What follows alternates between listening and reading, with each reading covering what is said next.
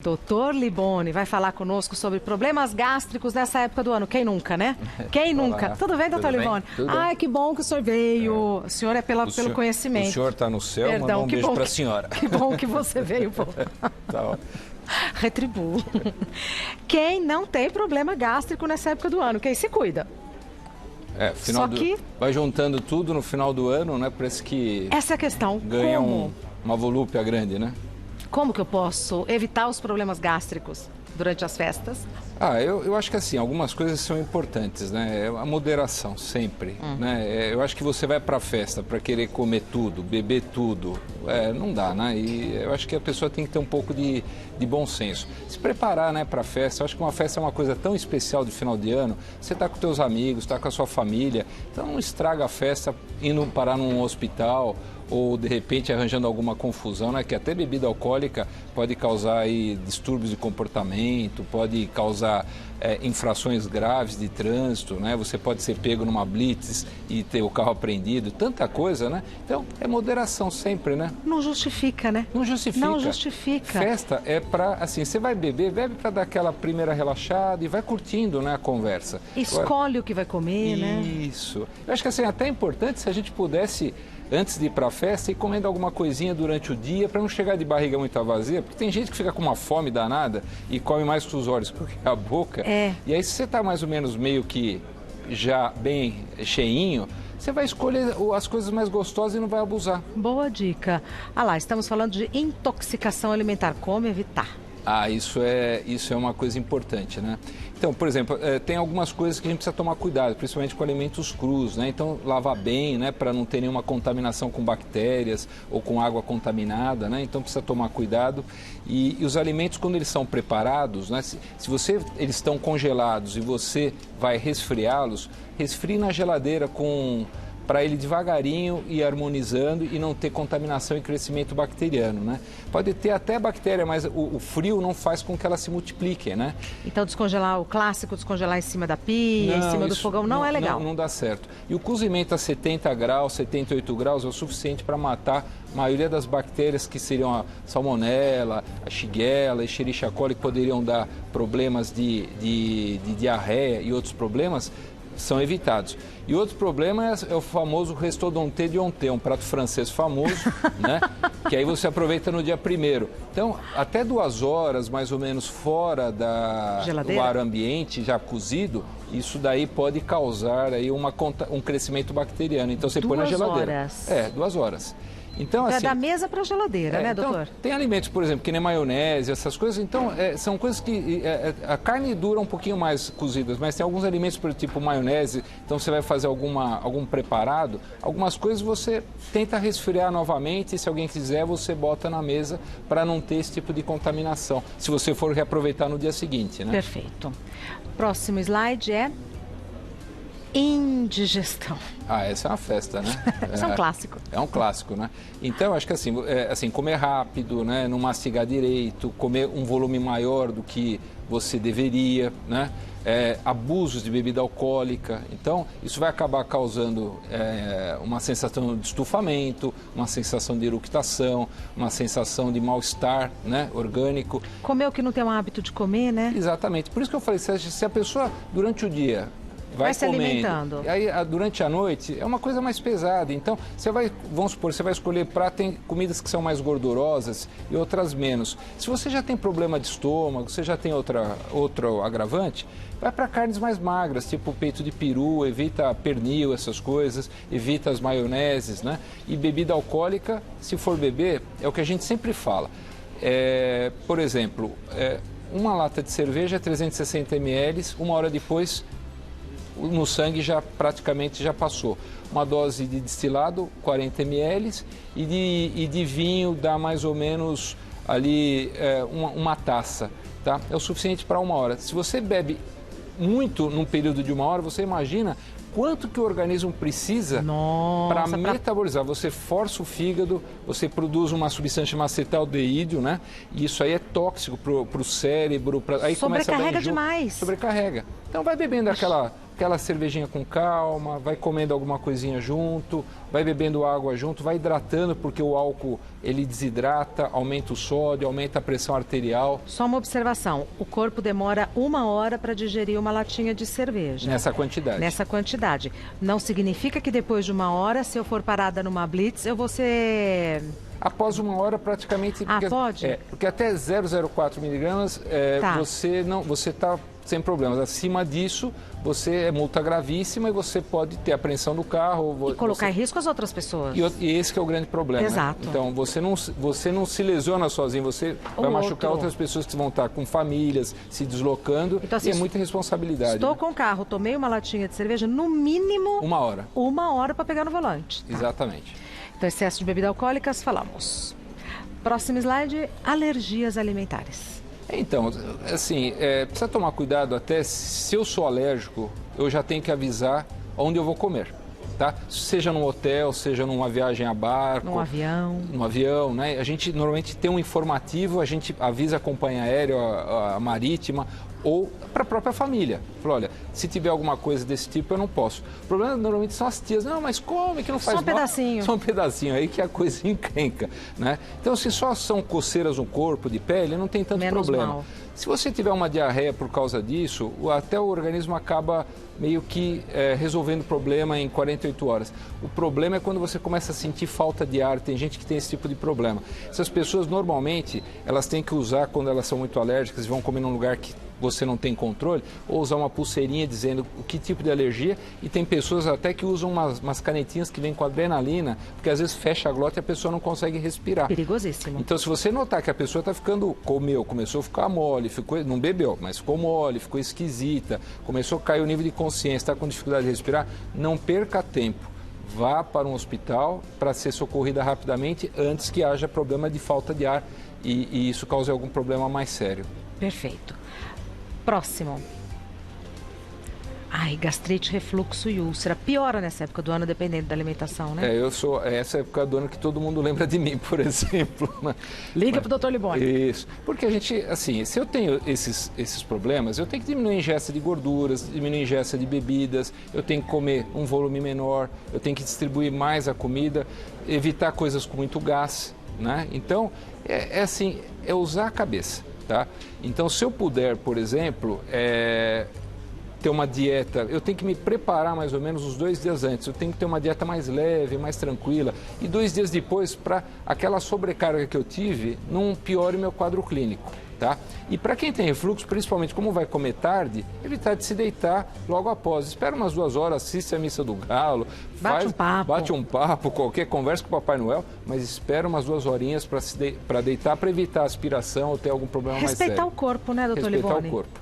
Eu acho que assim, tem festa de Natal todo ano, né? Não é o último Natal da sua vida, né? Então curta com classe. Com classe. Com classe, com classe. Isso. Próximo slide.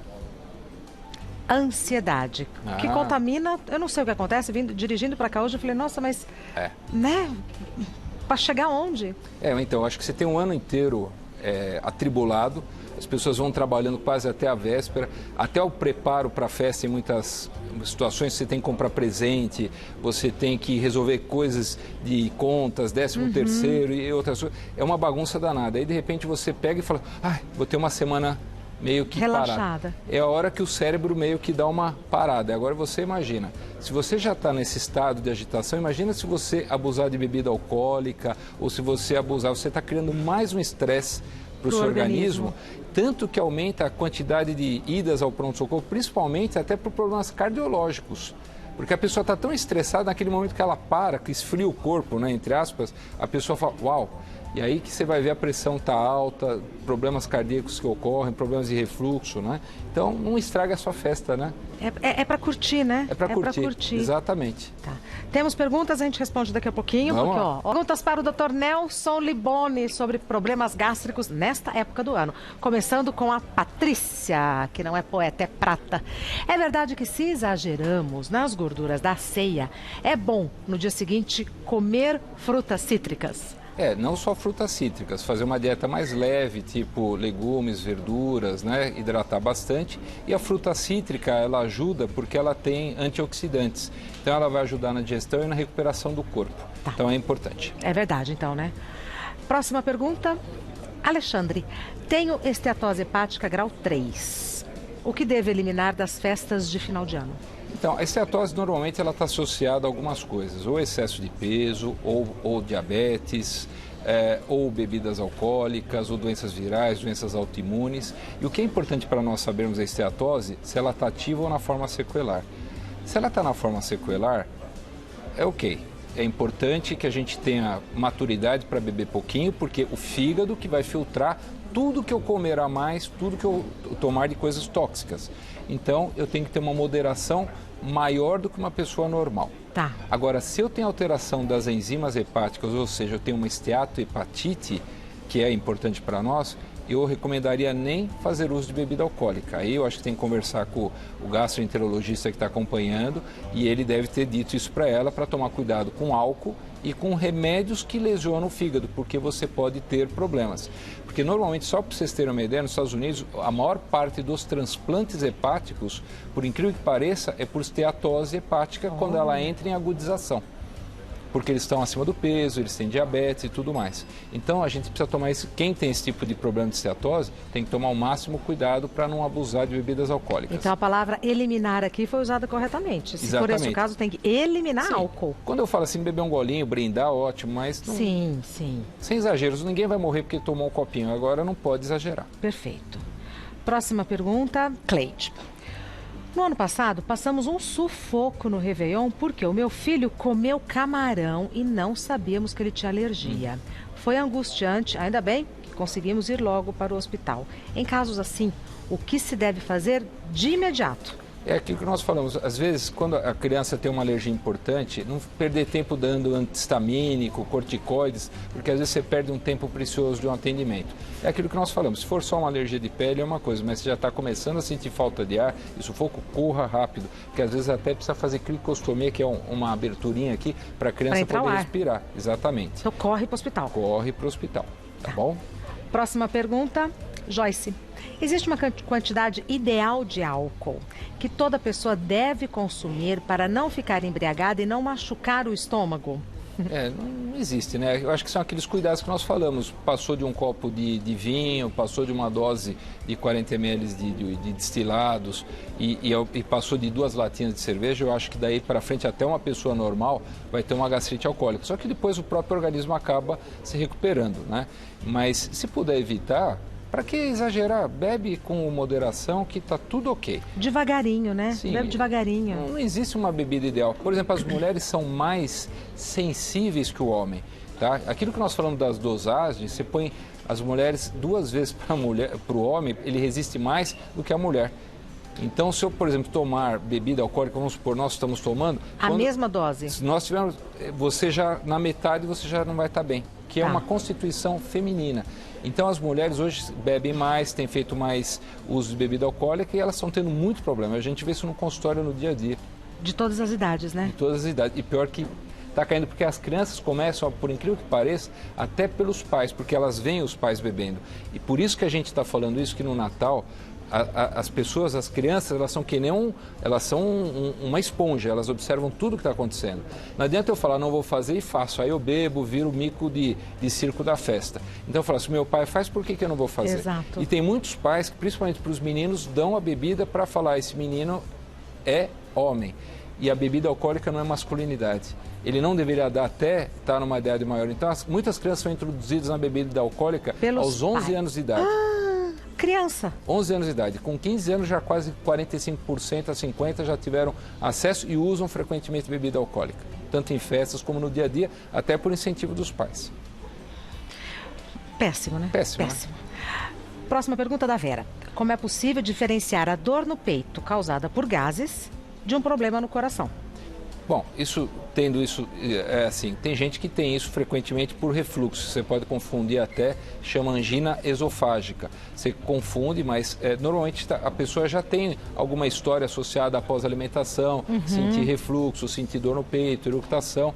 Mas assim, na dúvida, sempre procure o pronto-socorro, porque é aquilo que nós falamos, num abuso, você abusou mais de sódio, com salgadinhos, você bebeu, pode ter subido a pressão, você já pode ter algum problema não detectado. E é muito sério para brincar, e é muito sério. né? Começou a ter dor, não está passando, vai para o pronto-socorro, faz eletrocardiograma, faz exame de sangue, faz averiguação, está tudo ok, ótimo, é um problema gástrico, vamos dar antiácido, está tudo resolvido. Mas é melhor do que ter um problema mais sério. E se for um problema cardíaco ali... Já resolve, Perfeito. já resolve. A gente continua, um minutinho. Continuando a nossa conversa com o Dr. Liboni. Doutor Liboni, eu fiquei chocada quando eu fiquei sabendo desse golpe. Eu queria até agradecer você, Regina, e o Ocimar por dar esse espaço, que o teu espaço é informativo, tanto da Sim. parte médica, mas infelizmente nós temos isso. Alguns anos atrás já ocorreu isso, vários hospitais tiveram essa abordagem, não é só em São Paulo.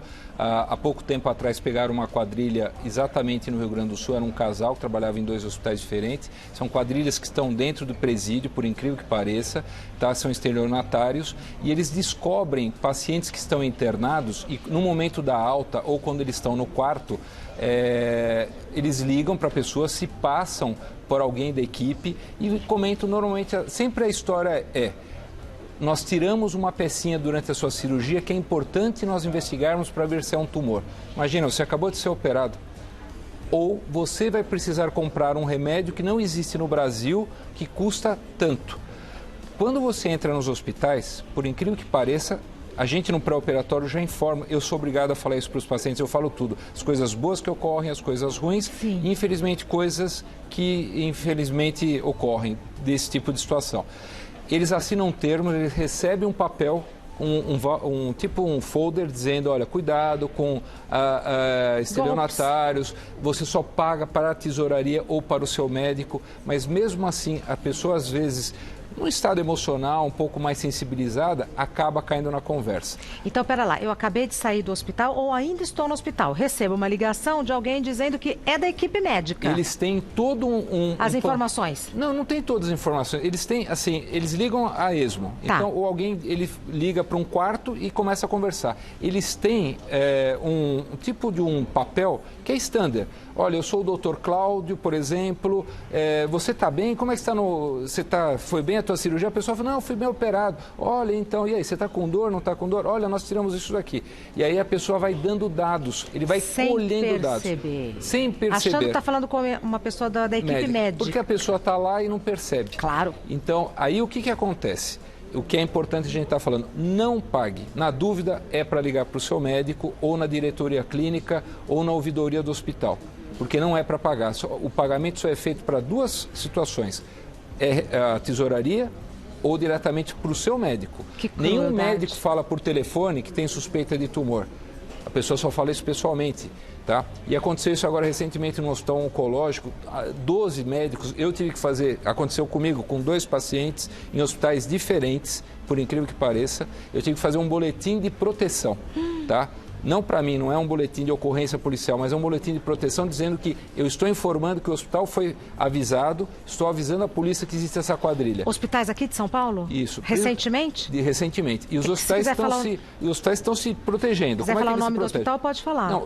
Não, esses são os 3 maiores hospitais de São Paulo. Mas assim, eles estão se protegendo. Os 3 estão conversando entre eles. Ótimo. Estão bloqueando os telefones, você não consegue mais ligar nos quartos. Eles estão rastreando os telefonemas, estão colocando sistemas de investigação dentro dos hospitais. É uma quadrilha. Para acabar, porque eu acho isso uma sacanagem. Nossa Senhora. Eu acho que você está numa situação sensibilizada e se aproveitar desse tipo de situação... Maldade. É maldade. Por mais que a pessoa seja diferenciada, às vezes confia no seu médico, confia na instituição, e a instituição não tem culpa nem o médico. Mas, infelizmente, eles são treinados. É impressionante. Eu tenho conversas gravadas deles. Olha... É impressionante. É impressionante. Se eles trabalhassem para o bem, eles ganhariam muito dinheiro, mas não precisaria fazer esse tipo de sacanagem.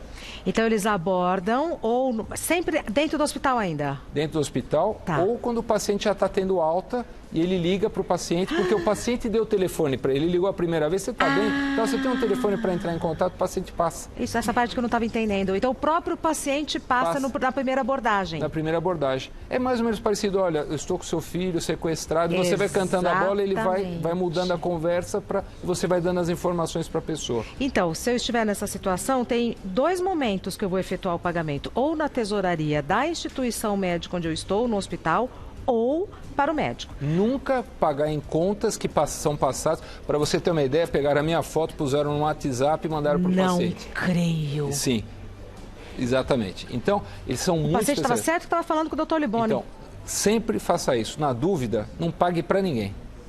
É de noite, espera o dia seguinte. Liga para o médico, liga para a diretoria clínica, liga para a tesouraria do hospital. Existe alguma cobrança? Não existe? Ótimo. E não fica passando conversa por telefone. Ninguém conversa por telefone coisa médica. Então, só tem um jeito de a gente acabar com essa quadrilha. Não caia na conversa. Exato. E depois bloqueia o número, né? E bloqueia o número. Depois bloqueia o se número. possível, passa para a ouvidoria para a gente poder passar para a polícia Isso é muito para bom. fazer o rastreamento. Normalmente eles colocam em contas de laranjas, eles vão sacar o dinheiro e normalmente tem a ver com algumas situações que não vem ao caso agora. Sim. E aí eles acabam sacando em nome de outras, eles pegam o CPF de outra pessoa, nome, abrem contas bancárias. Quadrilha. Quadrilha mesmo. Quadrilha. Bom, o Dr. Liboni é médico, cirurgião gastrointestinal. Dr. Nelson Liboni, o site do Dr. Liboni é clinicafactum.com.br. Factum, F-A-C-T-U-M de Maria. Factum com C mudo e M no final. YouTube, canal Clínica Factum. Mas agora vocês não vão atualizar o YouTube, né? Tem Não, material já o suficiente para ver. Não, nós estamos. O último que nós fizemos foi bem interessante, nós discutimos sobre óbito, o que fazer. Foi muito bacana. interessante. Não, assim, é um tema que a gente fala, pô, mas e aí? A menina que deu a entrevista, ela é uma concierge do hospital, ela deu exatamente, existem preços tabelados hoje para você não cair na conversa de pagar mais ou a menos, você vem com aquilo impresso, hoje você pode fazer velório num lugar e enterrar em outro, coisas que não podia fazer antigamente, vão falar para você que não pode. Mas só que pode. Ela dá uma... É importante você ter essas ferramentas, Concordo. que a informação, como é feita por nós que a gente já conhece, fica uma coisa muito boa. Deus me livre você precisar, mas se alguém precisar... A gente uma hora vai precisar, vai né? precisar. E ano que vem nós vamos discutir sobre o que um paciente que não tem convênio vai fazer, que é no SUS, né? Nós vamos entrevistar um médico que é responsável pelo encaminhamento dos pacientes do SUS e vamos explicar sobre o que em fevereiro é tomografia, ressonância. A gente está dando dicas para os pacientes perderem o medo. Eu acho que a informação é o segredo de tudo. Dá para fazer maratona no canal do Dr. Liboni, que é Clínica Factum. E você pode, agora no final do ano, a gente não sabe o que fazer, né? Então você pode fazer maratona, se prevenir, porque é uma fonte confiável de informação, traduzido para leigos assim como nós. Então o canal é canal Clínica Factum. Tá. Dr. Liboni, Obrigado. Maior orgulho em recebê-lo, de verdade. Muito obrigada, viu? Boas festas, bom final de Natal. ano, muito obrigada. Beijão, viu? 2020 juntos. Nós estaremos juntos. Muito obrigada.